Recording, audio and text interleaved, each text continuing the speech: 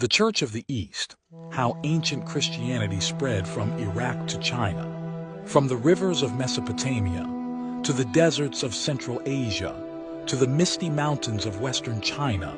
Faint traces remain of one of history's greatest forgotten Christian movements, the Church of the East. It began here, in ancient Mesopotamia, modern Iraq, where early Christians, influenced by apostles and local converts, built a thriving church under Persian rule. Although the Church of the East is often called the Nestorian Church in Western sources, it never referred to itself by this name. The term was largely imposed from outside and oversimplifies the Church's more nuanced theology, which respected some of Nestorius's writings but did not strictly follow his teachings. By the 4th century, this Church of the East had its own hierarchy, liturgy, and vision to bring the gospel eastward. Yet the seeds of faith appear to have been planted even earlier. Christian tradition holds that the Apostle Thomas, one of the 12 disciples and an eyewitness of Jesus Christ, ventured to Bactria in modern-day northern Afghanistan, and then on through Pakistan into India, ultimately founding Christian communities along the Malabar coast of India who remain today, known as the Nasranis, or the St. Thomas Christians.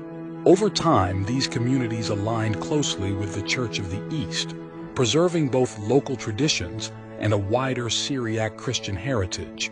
For example, in the 4th century, a migration of refugees from Iraq, led by Thomas of Cana, reinforced and expanded these earlier Christian communities along the Malabar coast. By the 6th and 7th centuries, the spread of the Church of the East traveled eastward along the Silk Road, not by sword, but through a message of redemption. From Baghdad to Herat, Samarkand, and Kashgar, they planted enduring communities.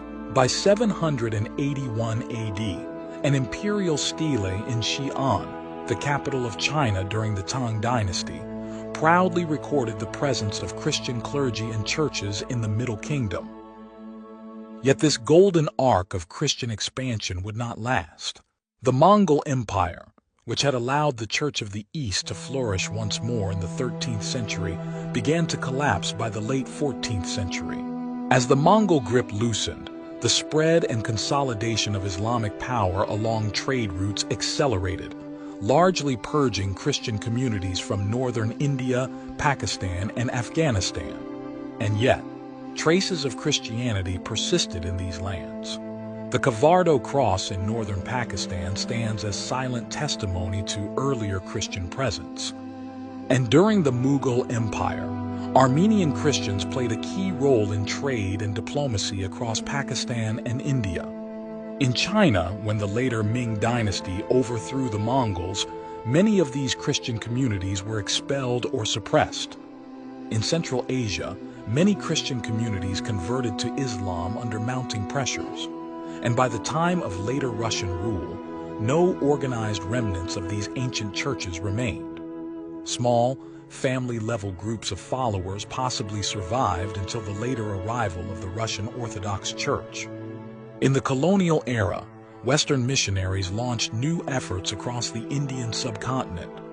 It is possible that isolated remnants of earlier Christian groups, especially in parts of Punjab and Sindh, were absorbed into movements like the Chura conversion wave of the 19th century.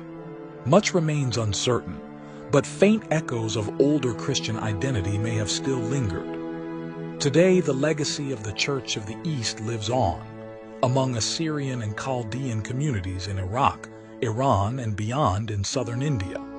But its ancient footprints, from Mesopotamia to the heart of China, remind us of a much overlooked chapter in the story of Christendom. If you enjoyed this, please share in the comments or subscribe to watch more videos on our channel of mysterious, overlooked, or forgotten areas of history.